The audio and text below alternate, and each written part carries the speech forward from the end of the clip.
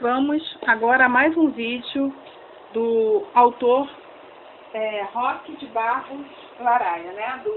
Mais um vídeo, melhor dizendo, da leitura do livro Cultura, um conceito antropológico.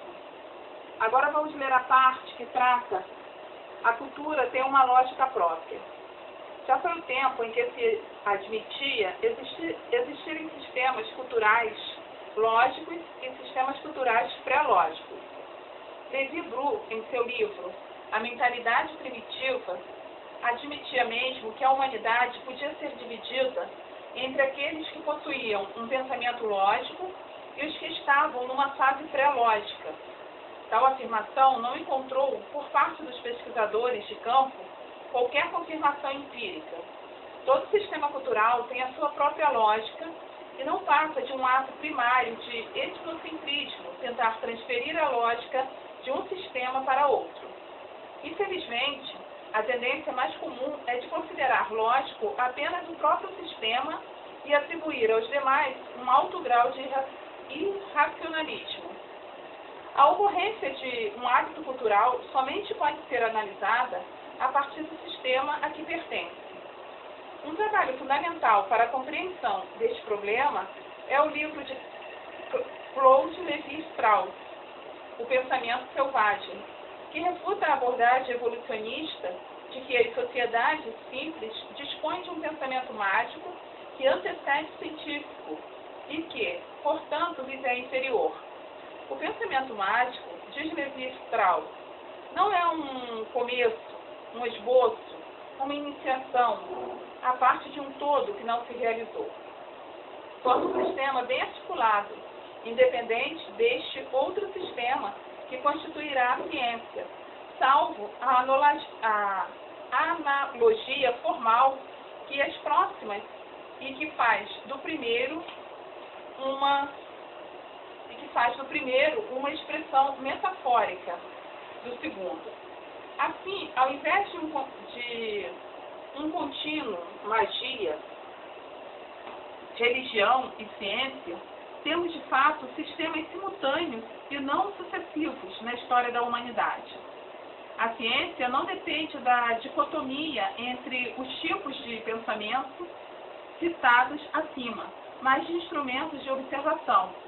Pois, como enfatizou Lévi-Strauss, o sábio nunca dialoga com a natureza pura, senão com um determinado período da história em que vive a civilização, que é a sua, e os meios materiais de que dispõe.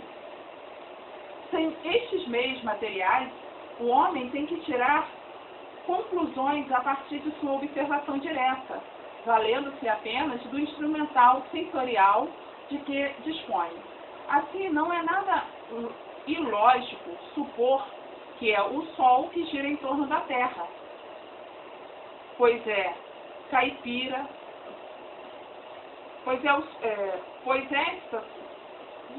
assim, não é nada ilógico supor que é o Sol que gira em torno da Terra, pois é esta a sua sensação. Uma conhecida nossa perguntou a um caipira paulista como é que o Sol morre todos os dias no oeste e nasce no leste. Ele volta apagado durante a noite, foi a resposta que obteve. Menos que um pensamento absurdo, trata-se de uma outra concepção a respeito do universo, obviamente diferente da nossa, que dispomos das informações obtidas por sofisticados observatórios astronômicos. Sem o auxílio do microscópio, é impossível imaginar a existência de germes. Daí, ser mais fácil admitir que as doenças são decorrentes da intromissão de seres sobrenaturais malignos. E, consequentemente, o tratamento deve ser formulado a partir de sessões xamanísticas, capazes de controlar e exorcizar essas entidades. Em um outro artigo, mostramos que o fenômeno do aparecimento da vida individual só é explicado através da mediação de equipamentos ópticos, que a humanidade somente recentemente passou a possuir. O homem sempre buscou explicações para fatos tão cruciais como a vida e a morte. Estas tentativas de explicar o início e o fim da vida humana foram, sem dúvida, disponíveis pelo aparecimento dos diversos sistemas filosóficos. Explicar a vida implica a compreensão dos fenômenos da concepção do nascimento.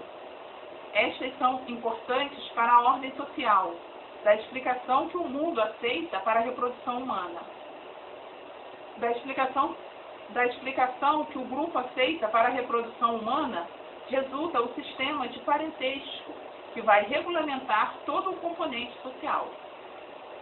Nem sempre as relações de causa e efeito são percebidas da mesma maneira por homens de culturas diferentes. E hoje todos sabem que o homem só pode compreender o mistério da vida quando dispõe de instrumentos que lhes permitam desvendar o mundo do infinitamente pequeno. O homem tribal não possuía microscópio e teve que construir, a partir de suas simples observações, as teorias que durante séculos e ainda hoje têm a validade das verdades científicas. Para os habitantes das ilhas Trobriand, no Pacífico, não existe nenhuma relação entre a cópula e a concepção. Sabem apenas que uma jovem não deve mais ser virgem para ser penetrada por um espírito de sua linhagem materna, que vai gerar em seu útero uma criança.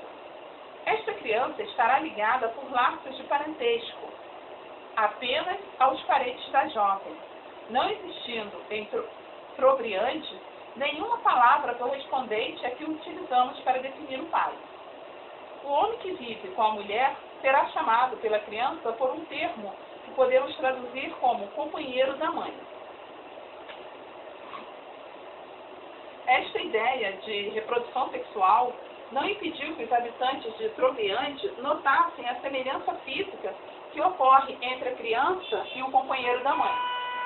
A explicação encontrada foi a de que a criança convive diariamente com aquele homem e dele copia os gestos, o modo de falar, as expressões faciais, dando a ilusão de uma semelhança. Além disto, deve-se considerar que o limitado estoque genético de um grupo excessivamente endogâmico não torna tão relevante a identidade física. Por outro lado, os índios G do Brasil correlacionam a relação sexual com a concepção, mas acreditam que só uma cópula é insuficiente para formar um novo ser. É necessário que o homem e a mulher tenham várias relações para que a criança seja totalmente formada e torne-se apta para o nascimento. O recém-nascido pertencerá tanto à família do pai como à da mãe. E se ocorrer que a mulher tenha, em um dado período que antecede ao nascimento, relações sexuais com outros homens, todos estes serão considerados pais da criança e agirão socialmente como tal. Outra é a concepção dos índios Tupi, também do Brasil. Para este, a criança depende exclusivamente do pai. Ela existe anteriormente como uma espécie de semente no interior do homem, muito tempo mesmo antes do ato sexual que a transferirá para o ventre da mulher. No interior desta, a criança se desenvolve sem estabelecer nenhuma relação consanguínea com a esposa do pai. A mulher não passa, então, de um recipiente próprio para o desenvolvimento do novo ser. E ela será sempre uma parente assim, tanto de seu marido quanto de seu filho. Esta teoria permite o matrimônio entre meio-irmãos, isto é, jovens que tenham a mesma mãe e pais diferentes. As explicações encontradas pelos membros das diversas sociedades humanas, portanto, são lógicas e encontram a sua coerência dentro do próprio sistema. Nunca é demais repetir o clássico trecho de Ivan Fritsch, no qual explica como a ação da feitiçaria é entendida pela filosofia azante. Considerada como sistema de filosofia natural, ela, a feitiçaria, implica uma teoria de causa. A infelicidade resulta da feitiçaria, que trabalha em combinação com as forças naturais. Caso um homem receba uma chifrada de um búfalo, caso lhes caia na cabeça um celeiro cujos suportes tenham sido minados pelas térmitas, ou contraia uma meningite cérebro-espinhal, os agentes afirmarão que o búfalo, o celeiro ou a doença são causas que se conjugam com a feitiçaria para matar o homem. Pelo búfalo, pelo celeiro, pela doença. A feitiçaria não é responsável, pois existem por si mesmo, mas não é pela circunstância particular que os põe em relação destruidora com um certo indivíduo. O celeiro teria caído de qualquer maneira, mas foi pela feitiçaria que caiu em um dado momento e quando certo indivíduo repousava embaixo. Entre todas essas causas, apenas a feitiçaria é significativa no plano das relações sociais. Talvez seja mais fácil para o leitor entender a lógica e a ocorrência de um sistema cultural, tratando-o como uma forma de classificação. Muito do que supomos ser uma ordem inerente da natureza não passa, na verdade, de uma ordenação que é fruto de um procedimento cultural, mas que nada tem a ver com uma ordem objetiva. Rodney Nidman, antropólogo inglês, faz uma interessante analogia. Baseada em estudos sobre indivíduos cegos desde o nascimento e que ganham a visão através de uma cirurgia, a reação inicial é de uma dolorosa aflição diante de uma caótica confusão de cores e formas. Estas lhes parecem não ter nenhuma relação compreensível entre si. Apenas vagarosamente e com um intenso esforço, pode aprender que esta confusão manifesta uma ordem. E somente com uma aplicação resoluta é capaz de distinguir e classificar objetos e adquirir o significado de termos tais como espaço e forma. Quando o etnólogo inicia o seu estudo de um povo estranho, ele está numa situação análoga, e no caso de uma sociedade desconhecida, ele pode exatamente ser descrito como culturalmente cego. O que podemos deduzir da analogia formulada por Nidman é que cada cultura ordenou a seu modo o mundo que a circunscreve e que esta ordenação dá um sentido cultural à aparente confusão das coisas naturais. É este procedimento que consiste em um sistema de classificação. Retomemos o exemplo da floresta utilizado no início do primeiro capítulo da segunda parte deste trabalho. O amontoado de árvores e arbustos só pode ser ordenado quando é classificado através de uma taxonomia. Esta, contudo, não é uma propriedade da botânica ocidental, pois muitas sociedades tribais construíram sistemas de classificação bastante sofisticados para o mundo vegetal que as envolve. Assim, os índios Tewa, do Novo México, têm nomes para designar todas as espécies de coníferas da região. Ora, neste caso, as diferenças são pouco visíveis e, entre os brancos, um indivíduo sem treinamento seria incapaz de distinguir. Realmente, nada impediria a tradução em Tewa de um tratado de botânica. Robbins,